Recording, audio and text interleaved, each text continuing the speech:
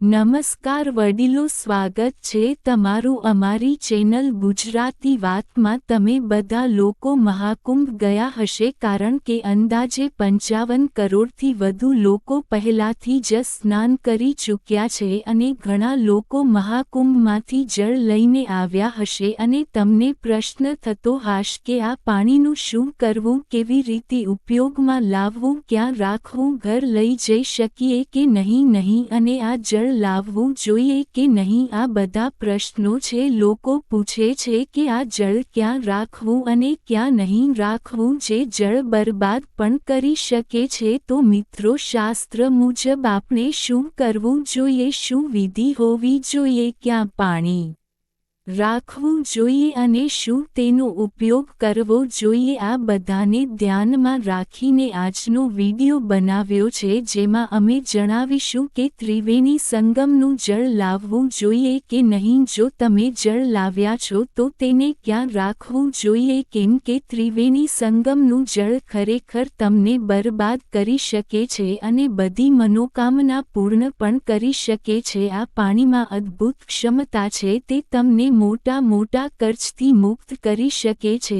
અને કર્જદાર પણ બનાવી શકે છે। મહત્વનું છે કે આ જળનો તમે કયા ઉપયોગ કર્યો છે, ક્યાં રાખ્યું છે અને કેવી રીતે તેનો ઉપયોગ કરી રહ્યા છો એ જાણવું જરૂરી છે। જો તમે તેને યોગ્ય રીતે રાખી રહ્યા, યોગ્ય જગ્યાએ રાખી રહ્યા છો અને યોગ્ય રીતે ઉપયોગ કરી રહ્યા છો, તો આ તમને ઘણું ધન અને સમૃદ્ધિ આપશે, ઘરમાં સુખ અને શાંતિ લાવશે, પરિવારને વધારશે અને દરરોજ આગળ વધારશે। પરંતુ જો તમે તેને ખોટી જગ્યાએ રાખી હશો કે ખોટા ઉપયોગમાં લાવશો, તો આ તમને બરબાદ પણ કરી શકે છે, તમારા વ્યાપારને નષ્ટ કરી શકે છે, નોકરીને ખોટી કરી શકે છે અને જીવનમાં ઝઘડા અને કલહ લાવી શકે છે, જન્મ આપી શકે છે, કેમ કે તેની ક્ષમતા વધારે છે, શક્તિ વધારે છે। તેથી જાણી લો કે આ જળને ક્યાં રાખવું જોઈએ, આ જળનો શું ઉપયોગ કરવો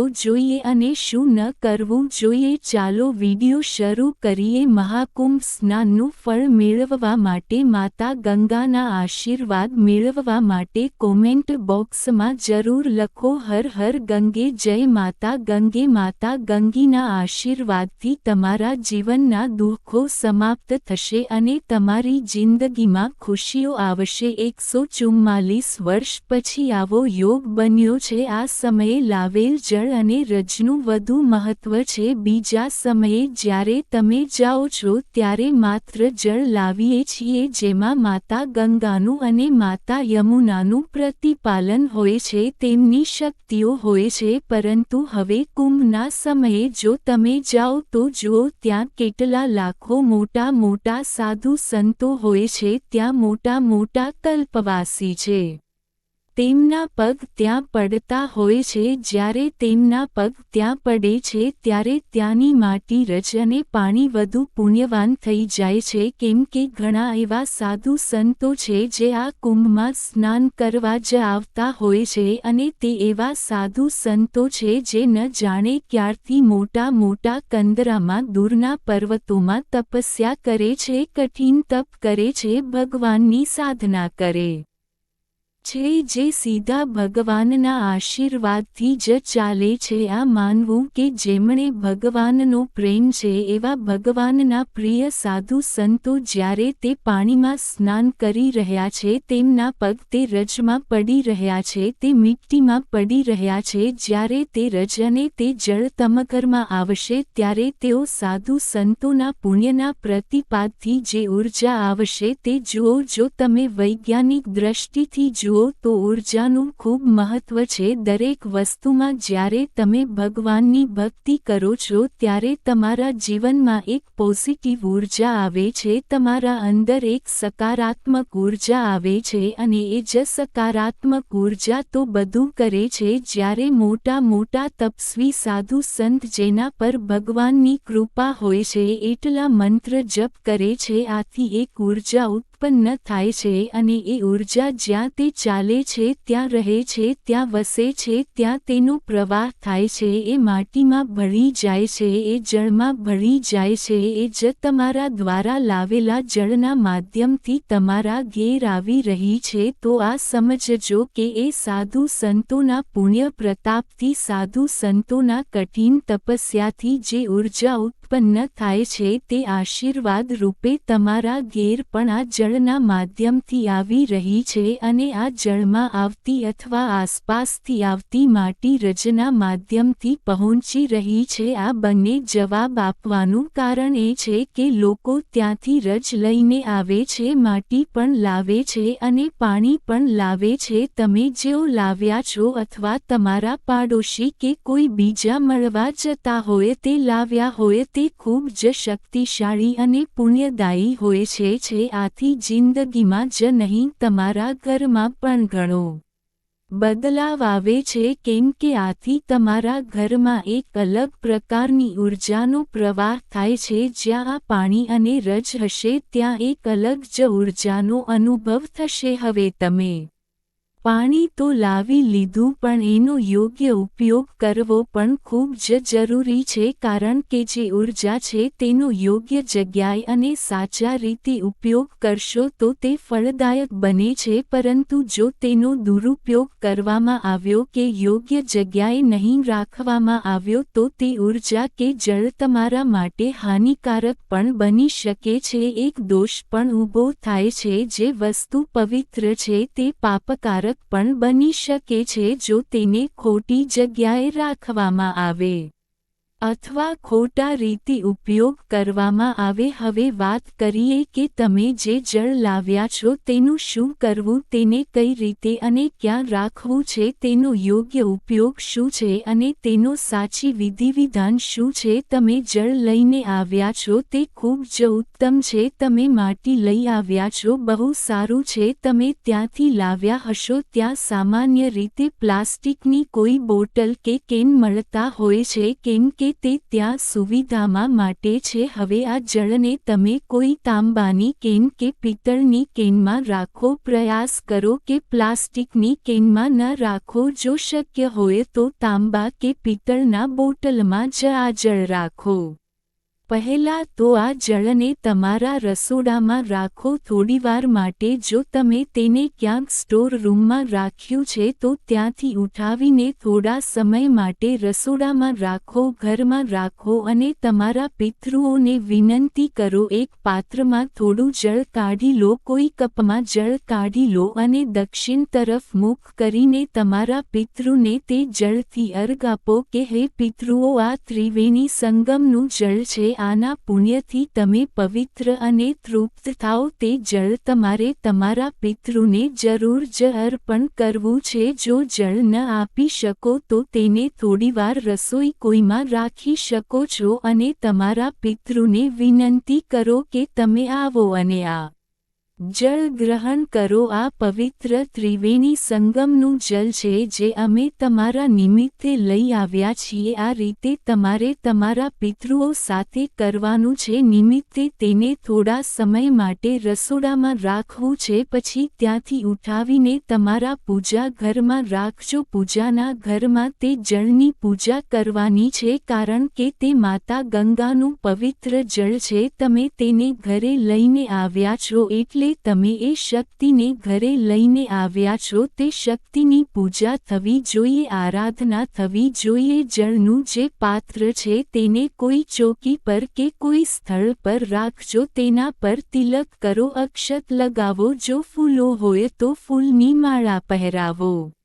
0 કલાક 9 મિનિટ 29 સેકન્ડ અથવા ફૂલ અર્પણ પણ કરો, ધૂપ પણ કરજો અને દીવો પણ કરજો. આ રીતે તમે તેની પૂજન કરશો. હર હર ગંગે જે મંત્ર છે તેની 1 કે 5 વાર જાપ કરવો જોઈએ. આ કેનીને સામે રાખીને, બરતનને સામે રાખીને ગંગાજળને પૂજિત કરીને આપણે હર હર ગંગેનો જાપ કરવો જોઈએ. જાપ કર્યા પછી આ પાણી માટે પ્રાર્થના કરો કે હે માં ગંગા, અંગે તમારું અમારા ઘરે સ્વાગત છે. હે પરમ તેજસ્વી સાધુ સંતોને તમારી પરમ શક્તિ અમે તમારું અમારા ઘરે સ્વાગત કરીએ છીએ. આપને વિનંતી છે કે તમે સદાય અમારા ઘરે વસો અને અમારા ઘરમાં કૃપા કરો. અમારા બધા પર કૃપા કરો. અમે સૌ પરિવારના લોકો પર કૃપા કરો જેથી કરીને અમે સુખી જીવન જીવી શકીએ અને નકારાત્મક ઊર્જા અને શક્તિઓ હંમેશા અહીંથી દૂર રહે. આ રીતે હાથ જોડીને પ્રાર્થના કરો. માતા ગંગાને યાદ કરીને અને સાધુ સંતોને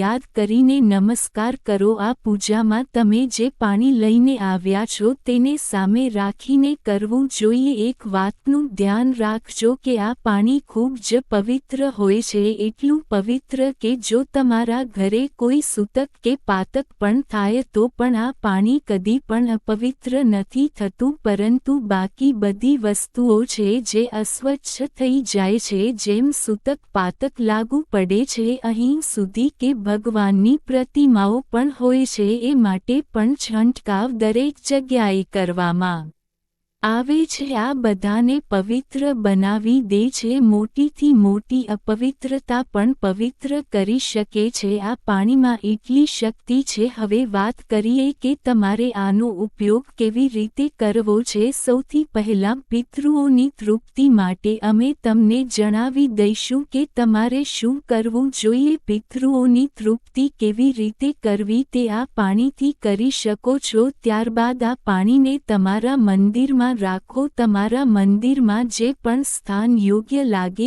ત્યાં રાખી શકો છો. જો તમારી પાસે મંદિરમાં જગ્યા હોય, જો યોગ્ય સ્થળ પર નથી, તો આ પાણીનો ઉપયોગ કરવા માટે કોઈ પવિત્ર તારીખે જેમ કે આવતી અમાવસ્યાને કે આવતી પૂર્ણિમાને તમને આ પાણીથી સ્નાન કરવું પડશે. કારણ કે આ પાણી એટલું યોગ્ય નહીં કે તમે સંપૂર્ણપણે સ્નાન કરી શકો. તો તમે શું કરશો? સ્નાન કરવાનું પાણીમાં આ પાણીમાંથી થોડું પાણી મિક્સ કરી લો. મિક્સ કરતી વખતે પહેલું આ પાણી નાખો, પછી બાકીનું પાણી ભરો. આથી તમને ત્રિવેણી સંગમ પર સ્નાનનો પુનઃફળ મળશે. અને તમે જાણો છો કે અમાવસ્યા હોય કે પૂર્ણિમા બંને પર જ પવિત્ર નદીઓ સ્નાન કરવાનું મોટું ફળ છે. તો જો તમે આ જળથી અમાવસ્યામાં કે પૂર્ણિમામાં સ્નાન કરશો તો તમને પવિત્ર નદીમાં સ્નાન કરવાનું ફળ મળશે.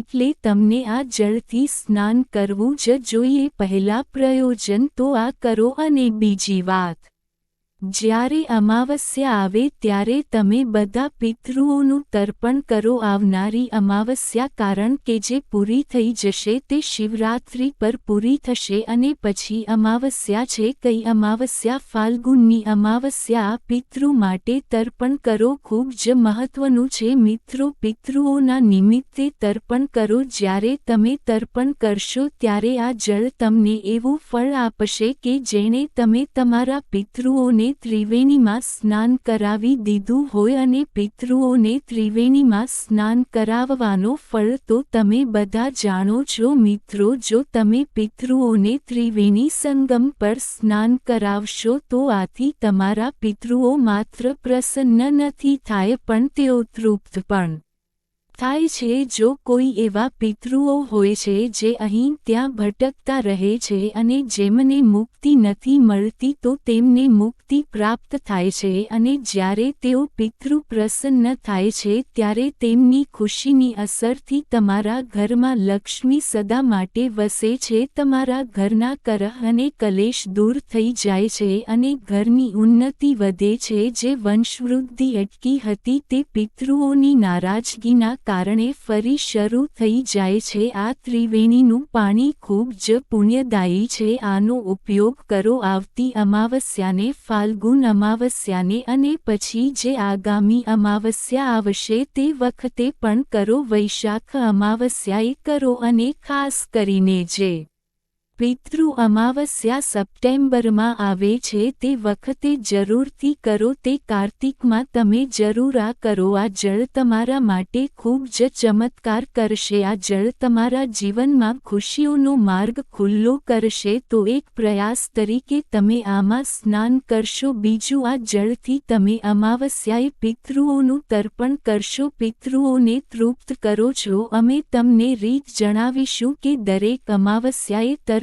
કેવી રીતે કરવું તેના માટેની રીત અમે તમને સંક્ષેપમાં જણાવીશું. મિત્રો, આ જળ લો. આ જળમાં થોડું કાચું દૂધ ઉમેરો, કાળા તલ નાખો, સફેદ ફૂલ નાખો, રોલી નાખો અને અક્ષત ઉમેરીને કરો લીજો અને લોટામાં આ જળ ભરી લો. બધું મિશ્રિત કરીને કુશા સાથે તમારે તર્પણ કરવું છે. સીધા હાથમાં અંગૂઠા અને આંગળી વચ્ચે જળને બૂંદ પાડતા કુશા સાથે કરીશો અને તમારે તમારા પિતૃઓને યાદ કરીને આ તર્પણ કરવું છે. તમારી સાથે જે કોઈ પિતૃ છે તેનાથી સંબંધ મુજબ તેમને યાદ કરો અથવા તેમના નામથી સ્મરણ કરીને કહો કે આ જળ સ્વીકારી લો અને તૃપ્ત થાઓ. આ કાર્ય તમે કુતુબ કાળમાં કરશો, જેનો સમય 11 વાગ્યા અને 30 મિનિટથી 12 વાગ્યા અને 30 મિનિટ સુધી હોય છે, પણ આ સમય શહેર પ્રમાણે થોડો બદલાતો પણ રહે છે. હવે આગળ વધીએ. હવે શું મહત્વપૂર્ણ કાર્ય છે તો જુઓ. મહાશિવરાત્રિ પર આ પાણીનો મહાન ઉપયોગ કરો. તમને અદ્ભુત ફળ મળશે. તમે બધાએ જાણ્યું હશે કે લોકો દૂર દૂરથી પગપાળા ચાલીને ગંગાનું જળ લઈને આવે છે ભગવાન ભોલેનાથને અર્પિત કરવા માટે. આ મહાશિવરાત્રિ એક મોટો અવસર છે. જો તમે ત્રિવેણી સંગમમાં ભગવાન શંકરનો અભિષેક કર્યો તો તેના ફળની તમે કલ્પના પણ કરી શકતા નથી. આ એટલું ચમત્કારિક જળ છે કે લોકો દૂરથી મહેનત કરીને લાવે છે, પછી ભગવાનને ગંગાના જળથી સ્નાન કરાવે છે. તમે તો કુંભના સમયે જાઓ છો, ત્રિવેણી સંગમના જળથી ભગવાનને સ્નાન કરાવશું. વિચારો કે તમને કેટલું પુણ્ય મળશે, ભગવાન કેટલા ખુશ થશે અને તેમની ખુશીથી તમારા જીવનમાં કેટલા ચમત્કૃતિક પરિવર્તન આવશે. ભગવાન ભોલેનાથની જે શિવલિંગ પર તમે જળ અર્પણ કરશો, શિવરાત્રિના દિવસે ભદ્રા પણ છે, એનું ધ્યાન રાખજો. પૂજા તો સવારે જ કરવામાં આવી શકે છે. 26 તારીખે શિવરાત્રિ છે, તે દિવસે તમે એક લોટામાં જળ લો, તેમાં ગંગાજલ નાખજો. જો તમારી પાસે પૂરું જળ હોય તો એક લોટામાં પૂરું આ ત્રિવેણીનું સંગમનું પાણી ભરી લો. તેમાં થોડું કાચું દૂધ મિક્સ કરી લો અને પછી ભગવાન શંકરને અભિષેક કરવો. શ્રી શિવાય નમસ્તુભ્યમ મંત્ર બોલતા બેસો. શ્રી શિવાય નમસ્તુભ્યમ, શ્રી શિવાનમ, શ્રી શિવાય નમસ્તુભ્યમ, અથવા તો તમે ઓમ નમઃ શિવાય મંત્ર પણ બોલી શકો છો. આ રીતે જાપ કરતા ભગવાનનો અભિષેક કરો. તમને ખૂબ જ સારું ફળ મળશે. તમારા જીવનના બધા દુઃખ દૂર થઈ જશે. જો તમારા પર પિતૃદોષ છે તો તેના માટે પણ ખૂબ લાભદાયક છે. જો તમારું ચંદ્ર ખરાબ છે તો આ ભગવાન શંકરના પાણીથી તમને ઘણો લાભ થશે. વિચારો કે તમે એક જળ લઈને આવી રહ્યા છો, તે તમારા ત્રિવેણી સંગમથી ભગવાન શંકરના કરવાને કેટલું મહત્વ ધરાવે છે. આ એક નાનું કાર્ય નથી. હવે આપણે વાત કરીએ છીએ જે માટી તમે લઈ આવ્યા છો તે ત્રિવેણી સંગમની પવિત્ર માટી છે. સાધુ સંતોના મંત્રોથી અભિમંત્રિત છે. આ માટીની મહત્વતા છે કે તમે આ માટીને કેવી રીતે ઉપયોગ કરવો જોઈએ. માતા જમુના અને માતા સરસ્વતીના આશીર્વાદની માટી છે. જો તમે આ માટી લાવ્યા છો તો તમે તેને સંભાળ રાખીને કોઈ લાલ કપડામાં બાંધીને તમારા મંદિરમાં રાખો. આને પૂર્વ દિશામાં રાખજો અથવા ઉત્તર પશ્ચિમ કે ઉત્તર પૂર્વના ખૂણામાં રાખજો. આ માટીને તમે તમારા તુલસીના છોડમાં જરૂર અર્પણ કરજો. જ્યારે તમે આને તુલસીના છોડમાં અર્પણ કરશો અને પાણી આપશો ત્યારે માતા તુલસી આ તેનાથી પ્રસન્ન થશે તે હરિયાળી રહેશે અને તમને એક પુણ્ય મળશે કારણ કે પવિત્ર સાધુ સંતોની રજ અને પવિત્ર ત્રિવેણી સંગમની રજ જ્યારે તમે માતા તુલસીને આપશો ત્યારે તે ખૂબ પ્રસન્ન થશે. આ ઉપરાંત જો તમારા ઘરમાં અન્ય કોઈ વાસણો હોય તો તેમાં પણ આ રજનો ઉપયોગ કરો. જ્યાં પણ તમે આ રજ રાખશો ત્યાંની ઊર્જા સારી રહેશે, સકારાત્મક ઊર્જાનો પ્રવાહ રહેશે. જો તમને લાગે છે કે કાંઈ જગ્યા પર નકારાત્મક ઊર્જા છે તો ત્યાં આ મીઠી રાખી દો. ત્યાંની નકારાત્મક ઊર્જા દૂર થઈ જશે અને ત્યાંની ઊર્જામાં ફેરફાર આવી જશે. આવા સ્થળ પર આ મીઠી રાખવી જ જોઈએ. જો કોઈ વ્યક્તિ ત્રિવેણી સંગમ પર નથી જઈ શક્યો તો તેને આ રજને પોતાના માથા પર લગાવવી જોઈએ જેથી તેને ત્રિવેણી સંગમના દર્શનનું ફળ મળે. હવે વાત કરીએ કે જો તમે ત્રિવેણી સંગમથી આવ્યા છો કે કુંભથી આવ્યા છો તો તમારે શું કરવું જોઈએ. જો તમે કુંભ સ્નાન કરીને આવ્યા છો તો ઘેર આવતા પછી તમારે કોઈ કન્યાનું પૂજન કરવું જોઈએ. કન્યાનું પૂજન કરીને તેમને થોડું દાન આપવું જોઈએ. આ ઉપરાંત તમારે કોઈ બ્રાહ્મણને